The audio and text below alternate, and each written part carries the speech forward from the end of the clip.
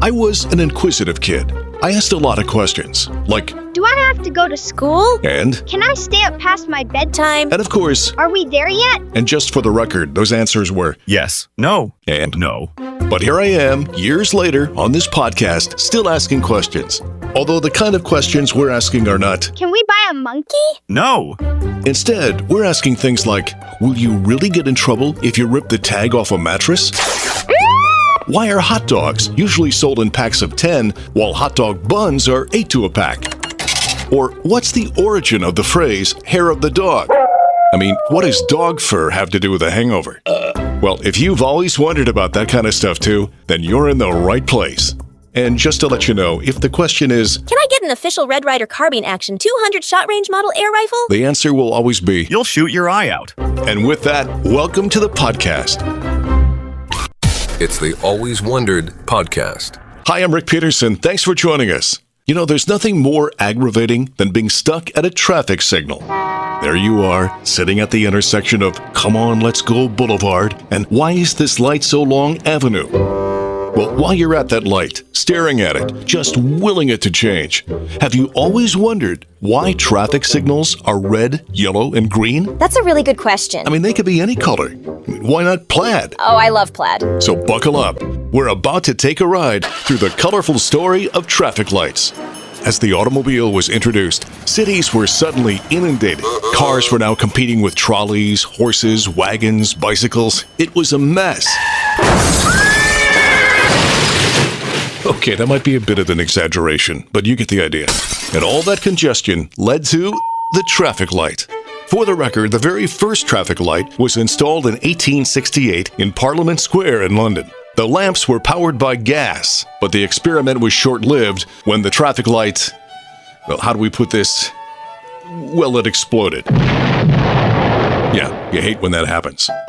So it wasn't until around World War I that the electric traffic light came into existence. So why red, yellow, and green?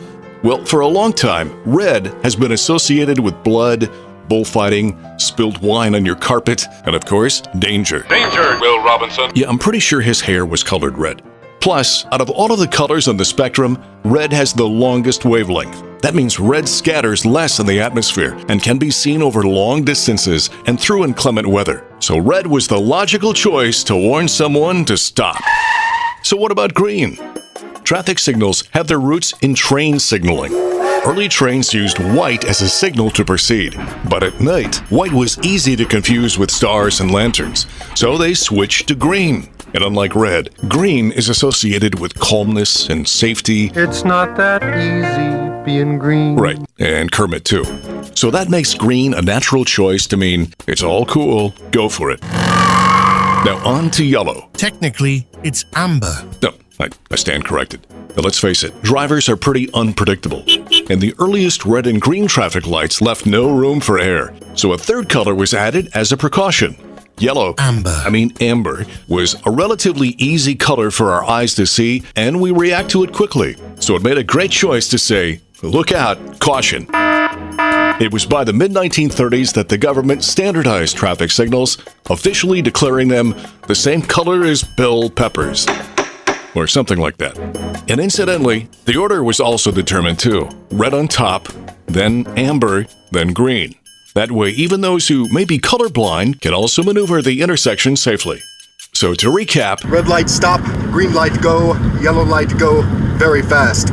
Yeah, not quite right, but close enough. The Always Wondered podcast. Throughout history, there have been some memorable duos. Lennon and McCartney. Batman and Robin. To the Batmobile. King Louis XVI and Marie Antoinette. Well, at least until, you know. But perhaps the greatest combo to ever exist is the peanut butter and jelly sandwich. Peanut butter and jelly! I mean, who hasn't indulged in that magical combination of nutty, sticky paste and strangely purple ooze smooshed between two slices of bread? But have you always wondered, what was the origin of the peanut butter and jelly sandwich? Well, it's time for us to spread the word, along with the peanut butter and the jelly. Our story begins in the candlelit halls of 18th century England. John Montague, the 4th Earl of Sandwich, was in the middle of an epic card game. He didn't want to stop for dinner, So instead, he summoned a servant and said something like, Bring me some meat, but put it, I don't know, between some bread. I don't want to get my greasy fingers all over the Queen of Hearts. well, thanks to Lord Sandwich being too lazy to get up from the table, his snack hack became a global sensation and the sandwich was born. But what about PB&J? Peanut butter and jelly. Okay, I think once was enough for that song. Anyway, a couple of guys are credited with inventing peanut butter. One was Marcellus Gilmore Edson of Canada, who patented a peanut paste. I guess if you didn't eat it, you could always use it to glue together Mom's favorite vase that you just broke. She always says don't play ball in the house. The other was Dr. John Kellogg.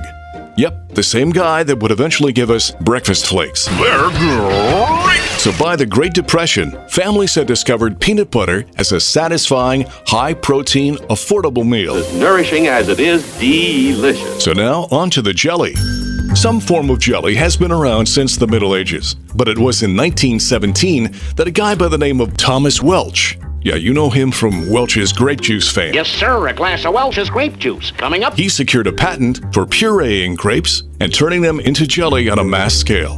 So when did peanut butter and jelly give up their solo careers and finally put the band together? That would be World War II.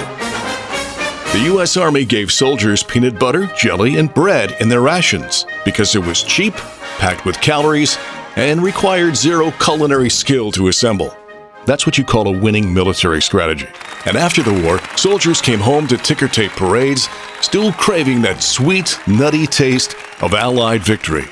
Soon the PB&J became king of the lunchbox jungle, and the rest is sticky-fingered history. Peanut butter and jelly. Okay, really, we don't need that song anymore. It's the Always Wondered podcast. Okay, let's say you came up with a great idea to make a ton of money for your place of work. You're so excited you share the idea with a coworker to get some feedback. Always chirpy, they reply, Oh my gosh, that's so great! so you work up a whole presentation for the next team meeting. This could mean a promotion, a raise even. Meeting day finally arrives and you are ready. But before you have a chance to present, your coworker stands up and says, Hey everyone, I have this fantastic idea! proceeds to lay out your idea. No shout out to you, no credit, no nothing. You're dumbfounded, furious. Silently you say, That son of a... he just stole your thunder. It's a phrase we use all the time. No, not Son of a... although that one does come up frequently. I'm talking about stealing someone's thunder. We all know what it means, drawing attention away from the person who deserves it. So the question is, have you always wondered where the phrase stole my thunder originated? We set the Wayback Machine for the early 1700s in England. We visit the theater district where a young playwright named John Dennis came up with a new way to create a thunder sound effect using big metal sheets. A suspended metal sheet could be shaken or struck with a mallet to produce a thunder sound. Thunder sheets are still in use today, but in the 1700s it was revolutionary. Unfortunately, that John Dennis production, complete with this thunder sound effect, didn't last very long. The play was closed down, and in its place, the theater hosted Macbeth. But that Macbeth production made full use of Dennis's thunder effect.